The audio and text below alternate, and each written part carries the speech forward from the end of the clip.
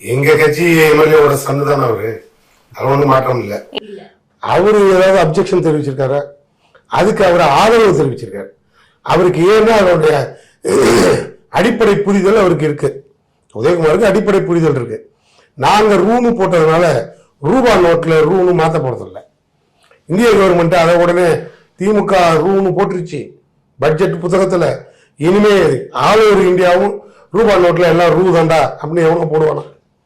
அந்த புரிதல் அவருக்கு இருக்கு, எங்களுக்கு இருக்கு. அது ஏன் நாங்க அதை மாத்தணும்?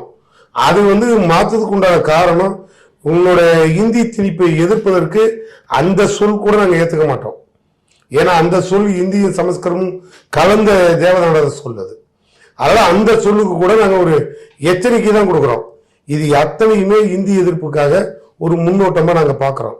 நீங்க எப்படி மும்மொழியை திணிச்சு உடனே இந்தி நான் திணிக்கலம்ப, அப்ப இந்தி திணிக்கலாம் எந்த மொழியை தாண்டா திணிச்சேன்னு நாங்க கேட்போம். நீ எதை வேணாலும் படிம்ப, ஆனா எதுக்கு வாத்தியார் இல்லைம்ப, எதுக்கு தாண்டா வாத்தியார் இருக்குன்னா இந்திக்கு மட்டும். இப்படியெல்லாம் எங்களை ஏமாற்ற முடியாது. ரொம்ப அதிகமா நாங்க இந்தி வேண்டான்னு தான் சொல்லியிருக்கோம். இந்திக்காரனை வேண்டான்னு சொல்றதுக்கு ரொம்ப நேரம் ஆகாது. இந்திக்காரனை வேண்டான்னு சொல்லிட்டோம், தமிழ்நாடு ஒரு இந்திக்காரன் கூட இங்க இருக்க முடியாது. அந்த இடத்துக்கு நாங்க கொண்டுட்டு வந்துடாத, அதுக்காக உச்சபட்சமா ரூங்கிறத அடையாளப்படுத்தி காட்டிய ஒரு அறிவாளி தமிழ்நாட்டு முதலமைச்சர்.